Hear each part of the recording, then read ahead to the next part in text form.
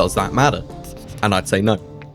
I don't care what it feels like. It's the quality of the parts it outputs. First generation AMSs knows the pain of filament breaking off in the tubes in the AMS. And put them side by side with the same print. The XL is like 40% faster. I'm almost positive I saw it in person at the factory, but it was such a fast, like, oh yeah, hey, there's the latest index, that it's kind of foggy in the brain, you know? But yeah, I kind of want to start with the Flashforge tool changer, because we said since day one, the AD5M is the, like, poverty P1P, right? There, dude, I saw a thing on Slick Deals. You can get them as cheap as $170 off AliExpress right now. And it's a 220 cube. Right? It's a full proprietary nozzle system. It's kind of a pain in the butt. But for under $200, I don't think you're getting a better 3D printer for the money right now. But I'm checking that. It was on Slick Deals. UK pricing will be different, but even if it's close to that, even if it's a bad printer, which it isn't. It's not a great printer, but it's not a bad printer. But even a bad printer at that price is a good deal. Right. It was like the Gen 1 Ender 3s for $100. They weren't good prices, but they were, you know, they weren't good printers, but the price was right, you know. Oh, but yeah, that price is great. 300 British pounds. No, that's way too much. That's normal price. But remember, Flashforge pricing in the UK is a bit more spenny than you expect. That's fair. Okay. Well, they released and showed off the Creator 5, which is their 4-head tool changer, but it kind of breaks the mold for tool changers. It's the tools aren't on the back, they're on the side. I don't know why they did that. It doesn't make a ton of sense to me, but because, like, really, the only difference here is where you put the screen. So maybe there was like a cable length thing that they had to deal with, and that's why everything's on its side. I don't hate it, to be clear, but I think it is kind of limited. If you wanted to put a bunch of these in a print farm, you now have this issue of the side of the machine is really bulky. It doesn't have spool holders on it that we could see. All that it seems to have is like an AMS style dryer that all the rolls stay in, which I'm fine with, but I don't necessarily want and, you know, be required to have it next to the printer. That's something that I've been interestingly trying to find creative solutions for, especially as everybody knows by now, we're making an index printer. Right. Storing the filament effectively is the actual challenge with Index, not the actual print heads, because they're really bloody good. Yeah, it becomes a space constraint issue. Well, that's where your lights out production unit could probably have some value to Index from there, but I'm sure that's just feature creeping everything for you, so. Feature creep is like our bread and butter. That's how we get the good stuff, is by feature creeping until we realize you can't go back. I feel this pain. But, yeah, so there isn't a price point out yet, but I think that probably the $500 range is likely where we're going to see it. You know, it is a 256 cube, so it is smaller than a U1. It is obviously smaller than a XL, but it's a lot cheaper. Right. If they come in under the price point for a U1 and significantly under the price point for a U1, how do we feel about that? Right? I'd be happy with that. I mean, we named the U1 the best printer under $2,000 for 2025, right? And it's under 1,000, but we said even when you go up to 2,000, not much is really going to compete with it, price to performance and capabilities, right? If this machine is, let's say 500, the U1 sits between 850 and 1,000. Does that kind of change the game for you a little bit? Hard to say. If it's $700 or $800, no, go get a U1. there's they removed it. I don't know why they removed it, but to me, there's if it's like $50 less than a U1 on sale, the U1s normally are at 1,000. But if we're talking 800 versus 850, I'm gonna still go with the U1. But I guess a lot of people were saying that the Creator 5 is much less plasticky than the U1. Something about the U1 that U1 owners know is it's very plastic. plasticky. It's Tupperware. It does feel plastic, but I will argue, does that matter? And I'd say no. I don't care what it feels like. It's the quality of the parts it outputs is the only thing to validate. It could be held together with black magic, witchcraft, and rubber bands. If the parts that come off of it are usable and to good tolerancing, do you actually care what it feels like unless you are aesthetically minded? To some extent, yes. Now, there's two sides to this coin. It's the, significant other, tax, right? Will they accept that machine? Will your significant other say, oh yeah, this is pretty enough for us to have it? Where does the pretty scale land, right? Bambu hit the engineering, pretty, and functional kind of ticked all three boxes. And previously, we haven't seen that much in the industry. Snapmaker said, let's just make something that works. People can put lipstick on the pig. We really don't care. Right? But my issue is not so much the significant other approval factor. It is the noise. Very plasticky machines will have a tendency to resonate at a bunch of different frequencies, and that's a pain in the butt. I don't like that. And especially if you have multiple machines, whether it's close to your bed, in your house, whatever, and you can hear them buzzing across your house, that sucks. That sucks a lot. I will say I'm dead to that because I've heard so many machines, I've slept next to them. Like, noise doesn't really affect me anymore until I notice, oh, it's quiet.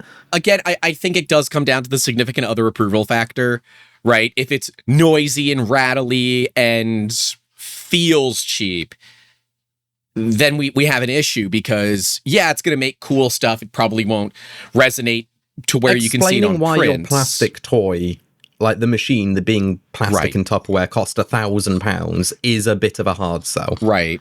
If the size is smaller, say it is 200 by 200, I'd expect that printer to be 400 to 500 quid. Right. To be fair, I expect this printer to be 500 quid to compete effectively with the Snapmaker. Because the Snapmaker's $275. Yeah.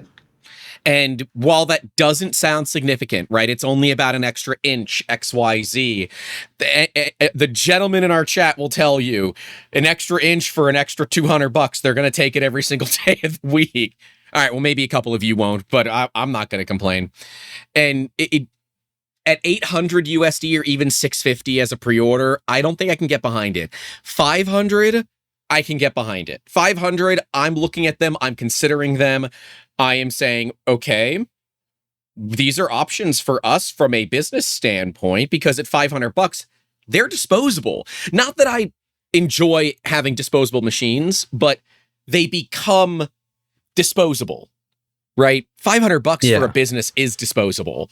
If it doesn't work for whatever reason, you just open another one and you have a brand new machine, and then you deal with fixing it later if you decide you want to fix it. Instead, you could sell it for $300 on Facebook Marketplace to someone that is happy to do the fixing, and now that machine's only cost you $200.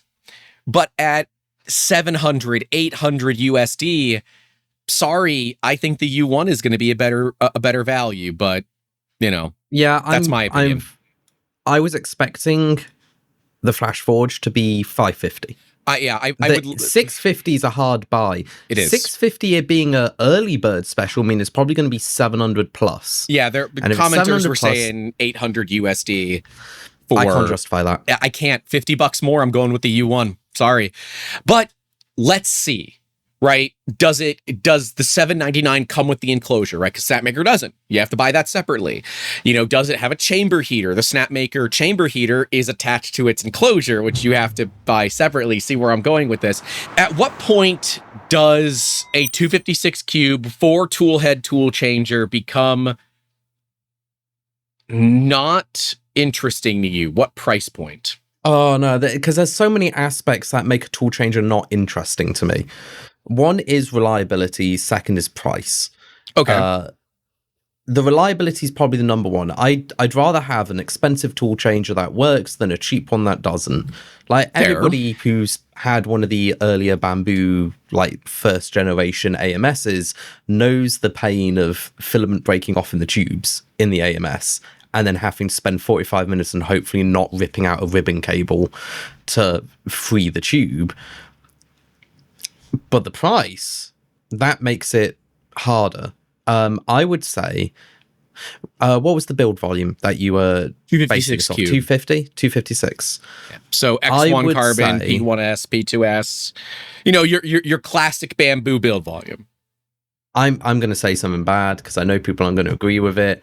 I'm going to say $850. I think even the Snapmaker is overpriced for what it should be, but that's only because the Prusa XL was its price and they were basing theirs off of what the XL's like almost $5,000 now. Right. Yeah, which is, nobody should be buying that at this point. No. It's too expensive. The only reason you'd buy it is the silicon printing heads or the carbon fiber direct composite printing heads. Like, you're not buying it just for pick tool and place heads anymore. Again, I was a day one pre-order. I waited 2 years to get it, right? I have no regrets of getting that. And I would say, if I did get one now, I would also have no regrets.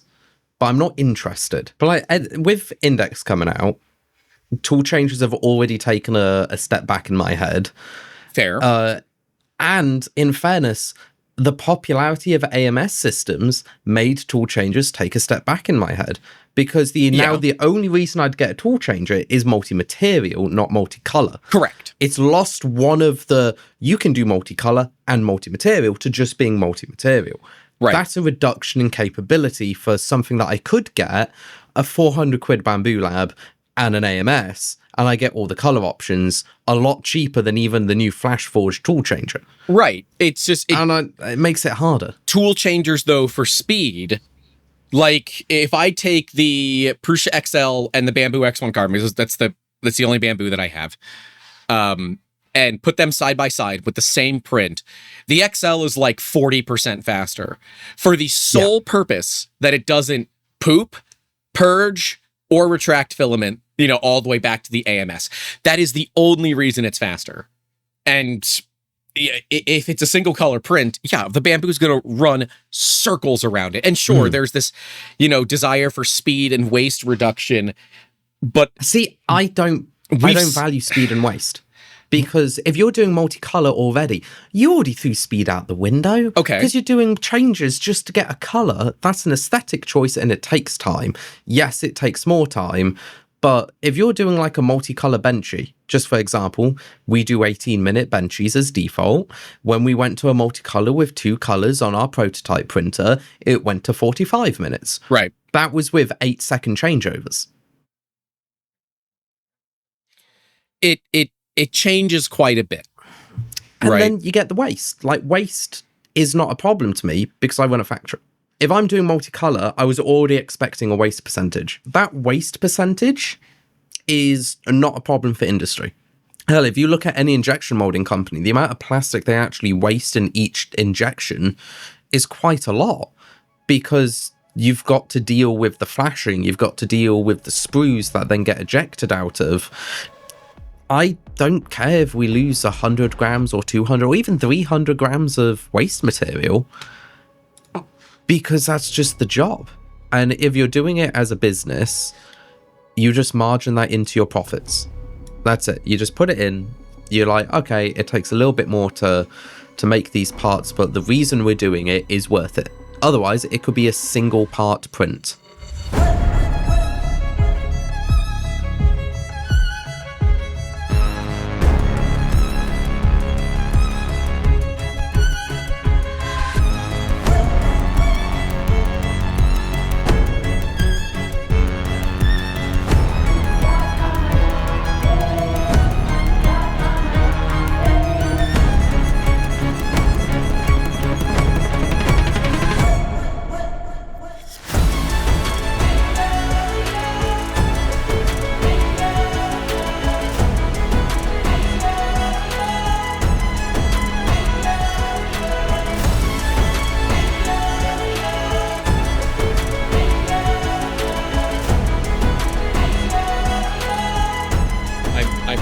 I'm indexless. That was terrible. Somebody please just clip that and just overlay it onto like an Elden Ring meme. I already clipped it. Yeah, good. Somebody put that on an Elden Ring meme. Just comes out, instead of your maidenless, is just AI generated voice of your indexless, and then it's just Grant breaking down into tears. You're welcome. My asshole does prefer the not in live spicy sessions. It was fine.